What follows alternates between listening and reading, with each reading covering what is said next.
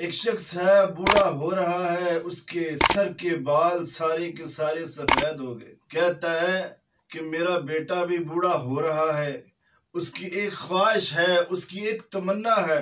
پوچھا کیا تمنا ہے، اس کی کیا آرزو ہے؟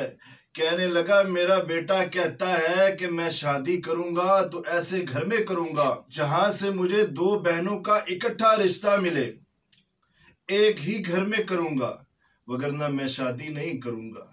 کہتا ہے مجھے تو مسئلے کا پتہ نہیں ہے، مگر بضد ہے میرا بچہ اس بات پہ، آپ کوئی مسئلے کا حل فرمائیں، بتائیں۔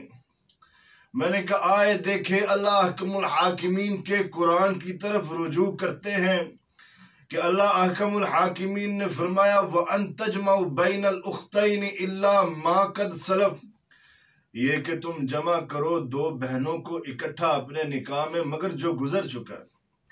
ان اللہ کان غفور الرحیم، بے شک اللہ تعالی جو ہے وہ غفور الرحیم ہے، معاف کرنے والا ہے۔ مطلب کیا کہ 2 بہنوں کے ساتھ اکٹھا نکاح کرنا یا 2 بہنوں کو اپنے نکاح میں رکھنا حرام ہے۔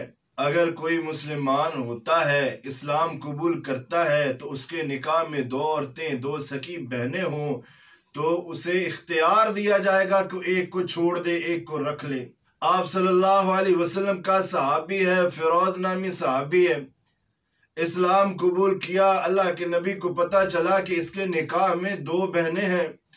آپ صلی اللہ علیہ وسلم نے اسے اختیار دیا اور بتایا، فرمایا، حکم جاری کیا کہ اگر تو نے نکاح رکھنا ہے، کرنا ہے تو ایک کو چھوڑ دے، ایک کو رکھ لے۔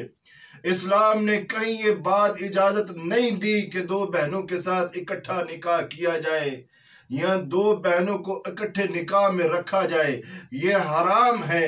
اللہ اور اس کے رسول کا پکا سچا حکم اور آرڈر ہے۔